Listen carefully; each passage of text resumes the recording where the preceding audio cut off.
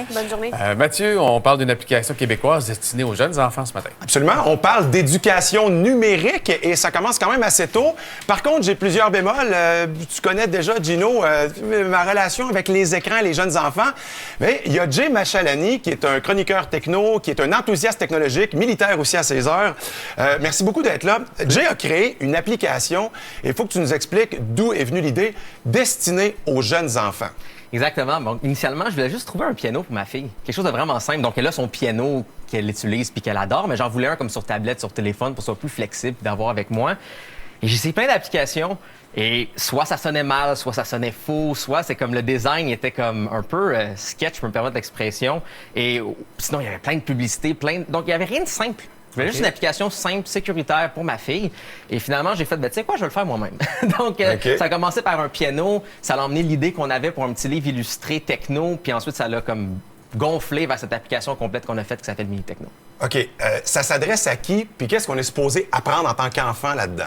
Exactement. Donc, nous, on le dit que c'est pour les tout-petits puis les enfants de tout âge. Et le but, dans le fond, il y a 5 activités qui visent différentes choses. Donc, la section apprendre, justement, c'est un ABC techno avec des rimes puis des illustrations qui est faite simple. La section développer, justement, inclut des challenges pour la dextérité, le langage, les lettres. Et la section jouer, c'est une façon de développer la créativité et de pouvoir juste comme s'amuser, mais quand même avec un objectif éducatif derrière. On est toujours tiraillés entre parents, quand on est parents, entre donner du temps de tablette à des enfants pour qu'ils apprennent ou pour qu'ils jouent. Quel est ton regard là-dessus? Donc, la société, la société canadienne, dans le fond, dit qu'en bas de 2 ans, ils ne devraient pas avoir d'écran. Ça, c'est leur recommandation. Okay, oui. Mais si on prend la peine de regarder leur étude, ça dit aussi que presque tous les enfants canadiens en bas de 2 ans seront exposés à des écrans.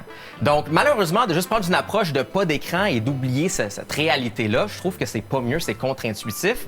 Donc, sachant que les enfants vont être exposés à des écrans, autant regarder ces études-là qui ont dit que c'était pas recommandé, pourquoi c'était pas recommandé, et d'aller voir c'était quoi les suggestions dans toutes ces études-là pour une application qui serait bien. Si c'est pour de l'apprentissage, c'est moins grave, là, ce que je comprends? Ben, ils vont avoir des écrans, c'est la réalité, c'est ce que leur étude dit. Donc, trouvons des solutions. Apprenons de qu'est-ce qui n'était pas correct avec les autres quand ils ont fait leur étude et essayons de développer quelque chose qui aura un objectif éducatif et qui aura qui va être le fun puis qui va être sécuritaire. Okay. Bien, évidemment, on t'attend avec une brique puis un fanal. ça coûte combien? Quel genre de données vous allez prendre? Il faut que je me connecte à Internet. Tu sais, il y a tellement de paramètres. Là, vous allez gober les données de mon enfant puis les miennes. Il faut que je me parte un compte. Pas. Donc, nous, ce qu'on a décidé, c'est qu'on le vend 6,99 sur le Play Store pour téléphone et tablette Android, le App Store pour iPhone et iPad, l'Amazon App Store pour tablette Fire et bientôt sur Steam. Et that's it. Pas de publicité. Pas de traçage, pas d'abonnement, pas d'achat supplémentaire à l'intérieur, pas de données qui est traquée. Ça fonctionne entièrement sans Internet parce que, oui, donc, un exemple, les tablettes Fire, quand tu désactives Internet, toutes les recommandations d'Amazon qui te mettent disparaissent. Donc, il peut avoir juste l'application. C'est beaucoup plus sécuritaire.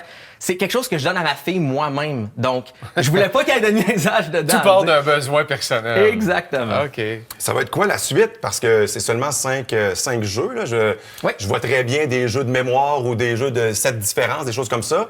On se fait inonder de requêtes puis de « Oh, ça serait le fun que ça, pourrais-tu mettre telle fonctionnalité? » Donc, on a déjà 2 nouvelles activités qui sont en train d'être développées en ce moment. Et c'est ça l'objectif. Tout le monde a les mises à jour. Ils sont gratuites. Le pire des cas, dans le futur, on augmentera un peu le prix pour compenser. Donc, non, on l'a dans notre stratégie, justement. Mais n'importe qui achète l'application a toutes les mises à jour. Et, comme tout partait d'un besoin familial, ta fille, elle est contente de ton travail? Ma fille adore mon travail. Puis c'est le fun parce que beaucoup des choses que j'ai développées, quand je les donnais à ma fille, il y a eu un résultat complètement différent de ce que j'avais pendant que je le développais. Donc, un exemple, la section Sandbox, où est-ce qu'on peut faire de la construction, de l'exploration de la physique. Bien, initialement, c'était comme tous des genres de cubes juste gris pour tester. Le but était que ça soit vide au début. Mais ma fille a eu tellement de fun à comme juste enlever les blocs puis à comme faire de la destruction que c'est comme, je vais le laisser comme ça. Je vais laisser que quand tu rentres, tu as ce beau petit truc tout bien placé puis laisser l'enfant s'amuser avec. À le démolir. Exactement. Okay. Puis après, c'est comme, tu l'as démoli, tu veux jouer encore avec, il faut que tu le reconstruis. Donc là, il faut que tu aies la précision de le faire et la patience si tu veux avoir ça. Bien, bravo, félicitations, bon travail. Et tu as pris des engagements assez clairs, on va te surveiller. Exactement. Pas de traçage, pas de compte, puis des mises à jour gratuites. Et toute l'information sur le processus qu'on a fait derrière le développement, surtout aussi vis-à-vis les recommandations avec les écrans pour les jeunes, sont sur notre site Internet. On a mis ça dessus, justement. Donc, comment qu'on l'a développé, sur quoi qu'on s'est basé et tout. Donc, on pense que c'est contre-intuitif de juste dire comme « Ah, les écrans, ça n'existe pas. » C'est la réalité d'aujourd'hui, mais trouvons des solutions et développons quelque chose qui prend ça en considération. Bien réussi, bravo. Merci beaucoup.